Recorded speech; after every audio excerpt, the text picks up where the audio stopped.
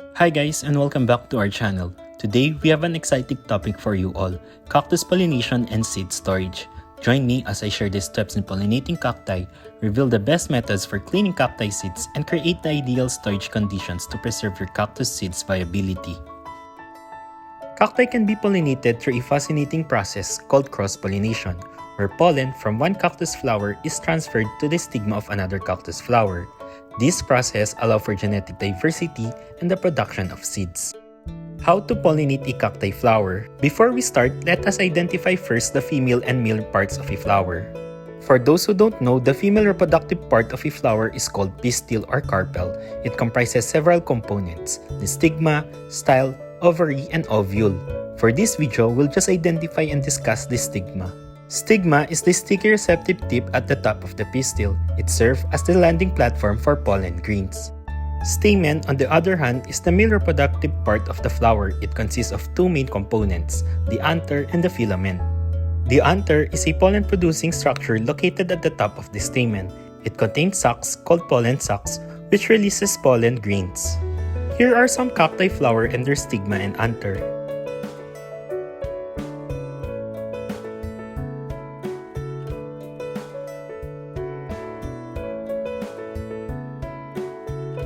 Now that you know the reproductive part of a cacti flower, let's now begin pollination.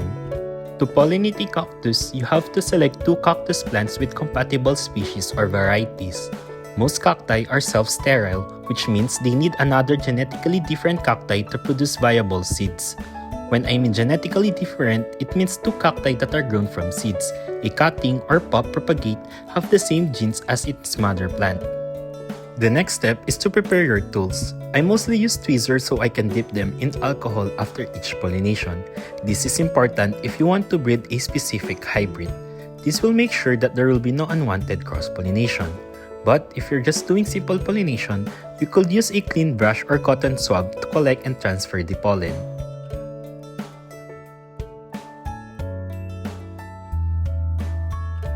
After you prepare your tools, collect pollen from the anther inside the flower of your chosen cactus. Then gently dab the anther onto the stigma of the receiving flower. Make sure to repeat dabbing to fully cover the stigma with pollen. After a few days, the flower will start to wither, and you will also notice that the ovary of the cactus flower starts to enlarge. Provide proper care to pollinated flowers by ensuring they receive adequate sunlight, water, and nutrients. There are also times that the pistil and stamen of a cacti flower are not exposed. When this happens, all you have to do is gently cut the petals or tepals of the cactus flower. You can use a blade in this process, but in this video, I'll just use these tweezers to cut the tepals.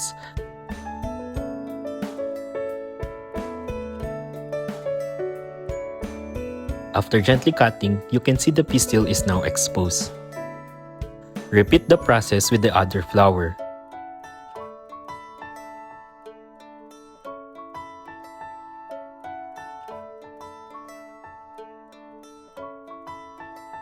If you're looking for the stamen, it is sometimes with the tepals.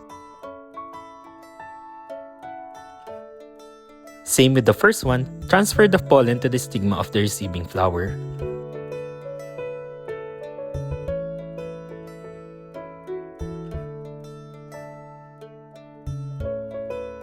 For those using a brush, just gently dip the brush to collect the pollen from the anther, then gently dab the collected pollen onto the stigma of the receiving flower, fully covering the stigma with pollen. Here is another demo of cross-pollination.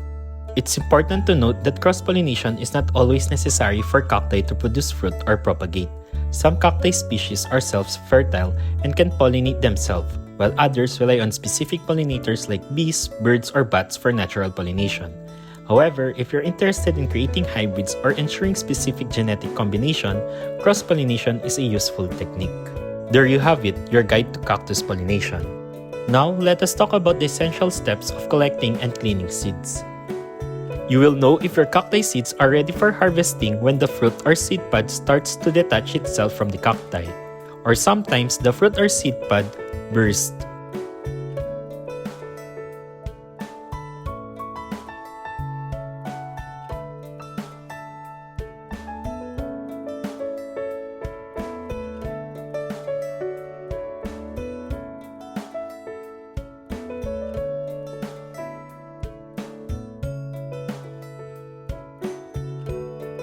When cleaning cacti seeds, follow these steps.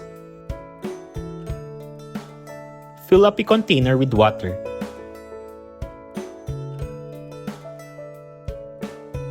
Then extract the seed carefully using clean tweezer or your fingers.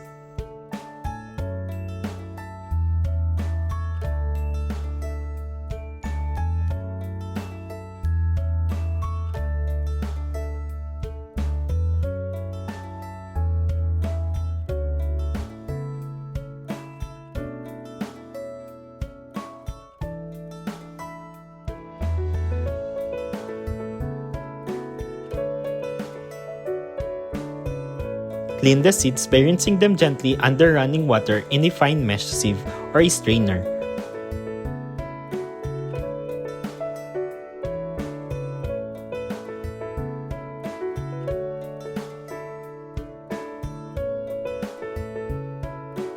Remove any remaining pulp by agitating the seeds with your fingers.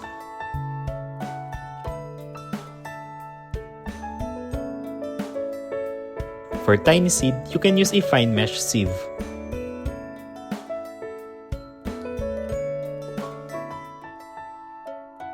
Air dry the clean seeds in a cool, shaded area. You could also dry them on a clean paper towel. Avoid direct sunlight and high humidity to prevent mold or fungal growth. Leave and air dry the seed for at least a day or two. Now that we're finished cleaning the seeds, it is time to store them if you are not going to sow them immediately. How to store cacti seeds? All you have to do is to put the seeds in an envelope or plastic. I prefer using this small envelope.